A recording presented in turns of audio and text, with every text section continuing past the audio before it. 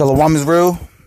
I want to give all praises, honor, and glory to whom it rightfully belongs, which is Yahweh, Bahashem Yahweh Shai, Bahashem Rakah Quadash, for allowing me to do another lesson. Yahweh is who the world ignorantly calls God. Yahweh Shai is his son, who the world ignorantly calls Jesus Christ, and there's no God beside them. Double honors to the elder apostles and the elder bishops of Great Millstone for being faithful witnesses to the Holy Spirit, and salutations to the elect whom the Lord have given ears to hear. And I'm watching the elder brother Banyamyan's lesson, Mopey and Gropey spirit. You know, it's a spirit. You know, I'm leaving the gym, and I find myself walking with my head down, and the spirit said, "Put your head up."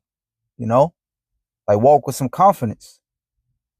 And then, leaving the gym, I get to the car, I look on the tube, and lo and behold, I see the elder brother's lesson. I'm like, man, that's a spirit.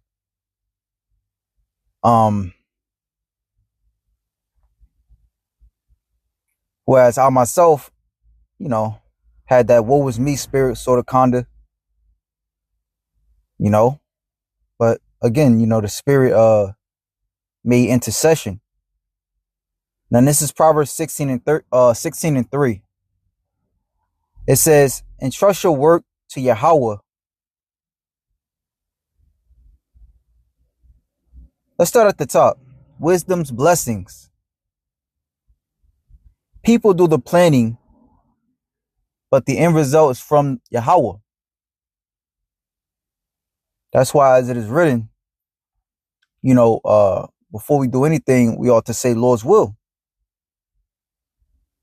Everything a person does seems pure in his own opinion, but Yahweh weighs intentions. And as the brother was praying in the midst of his lesson, he was going into that our prayers, to be essentially to ask the Lord if it's his will, let our endeavors work out. It says, entrust your work to Yahweh, and your planning will succeed. Right? I always think of I have been thinking of King David prayer lately, where he said, morning, evening, and night will I pray unto thee. So we should always be praying to Yahweh Ba'ashim Yahweh Shai, as we always have various endeavors. And just like even the Apocrypha says, a man's mind is sometimes want to tell him more than 7 watchmen that sitteth above and in high tower. Above all this, pray to Yahweh Ba'ashim Yahweh Shai.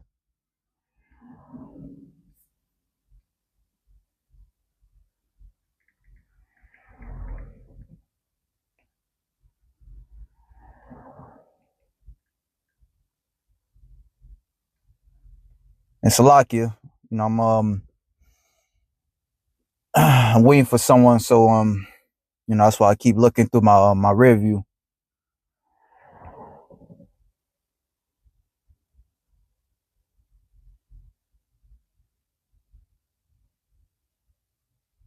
This is a good one as well.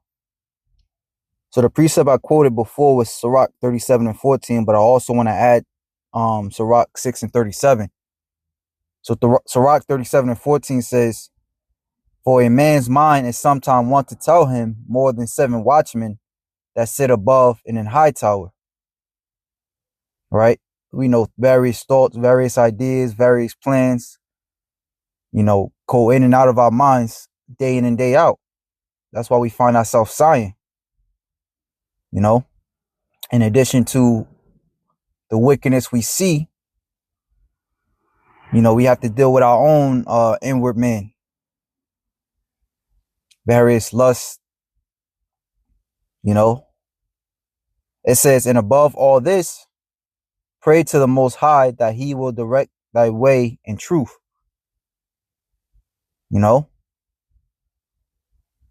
Give us strength when we fall. Allow us to learn the lessons that we need to, and never lose our hope in him.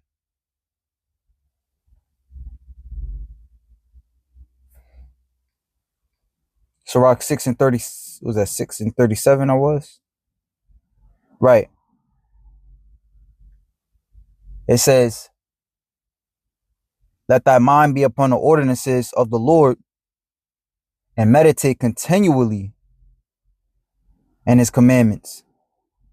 He shall establish thine heart and give thee wisdom at thy own desire. All right. So in essence, we ought to be studying as much as possible, watching the Akim as much as possible, and praying always. As it says prior to in verse 36.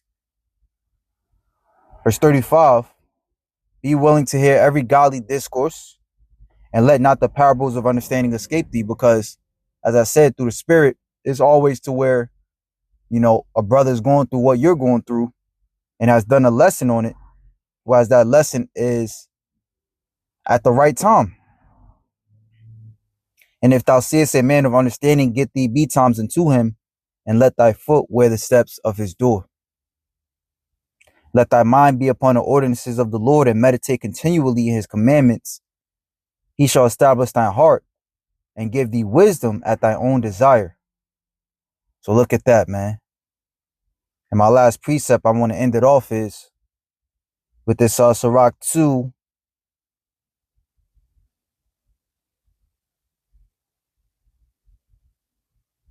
and 9. Ye that fear the Lord hope for good and for everlasting joy and mercy. Look at the generations of old and see, did ever any trust in the Lord and was confounded? Or did any abide in his fear and was forsaken? Or whom did he ever despise that called upon him? We must remember the things that the Lord don't give us in this life, we're going to get it in abundance in the next one. So in essence, we really didn't lose. As a matter of fact, the Lord gives you what you want, all of what we want, we would lose. We will lose our fight, we will lose our passion and our drive for wanting Yahushua to return. Right?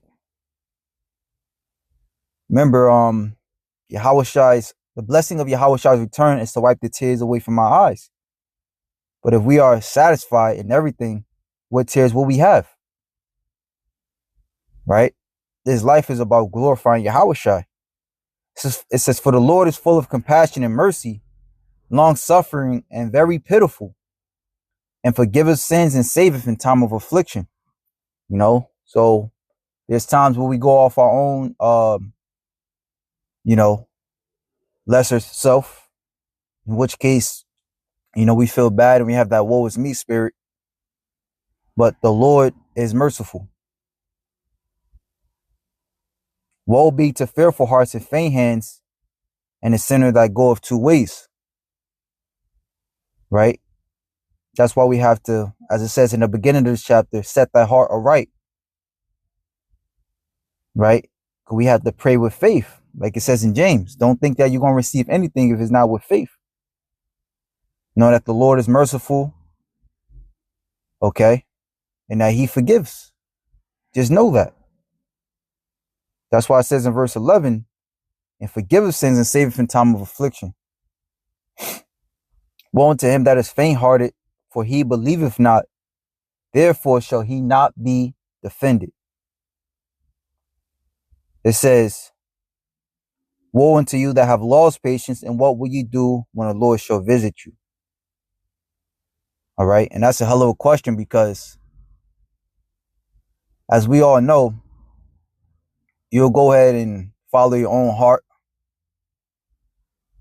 and then 5 minutes later, the answer comes. And the things that we go through, it builds us up.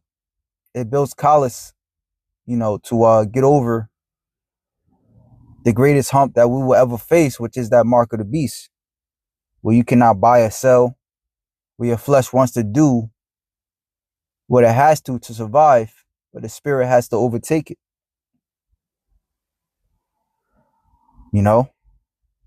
So yeah, man, this is a hell of a fight, but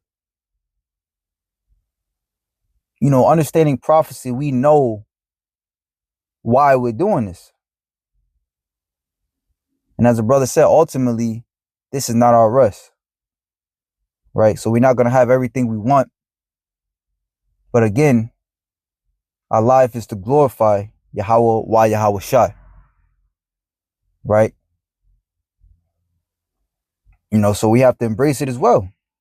Embrace the pain, which the brother, he touched on all points, because the scriptures also say, you have not because you ask not.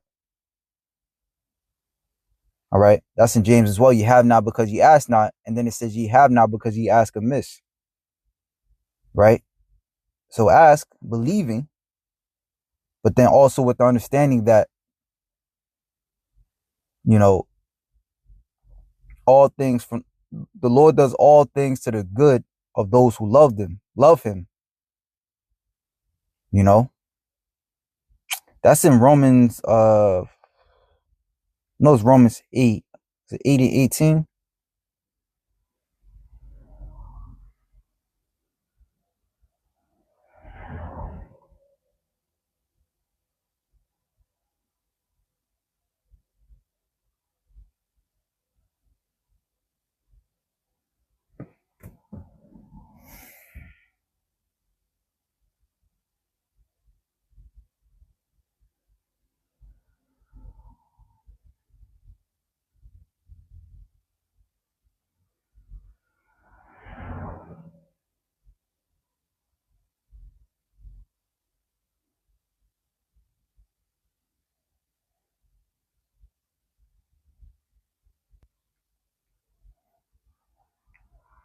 Right. So the point is actually in 28. And we know,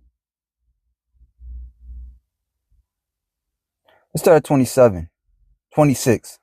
Likewise, the Spirit also helpeth our infirmities. For we know not what we should pray for as we ought to, but the Spirit itself maketh intercession for us with groanings which cannot be uttered. Right? So the Spirit is always there to help us. Again, whether the Lord's reply be yea or nay, it's always there to help us. Because our main mission is to be saved. And if we be of the elect, that's also the Lord's mission.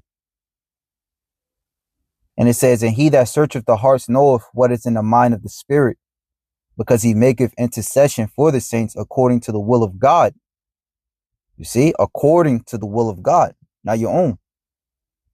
And we know that all things work together for good to them that love God, to them who are called according to his purpose. So if that, shalom to the elect.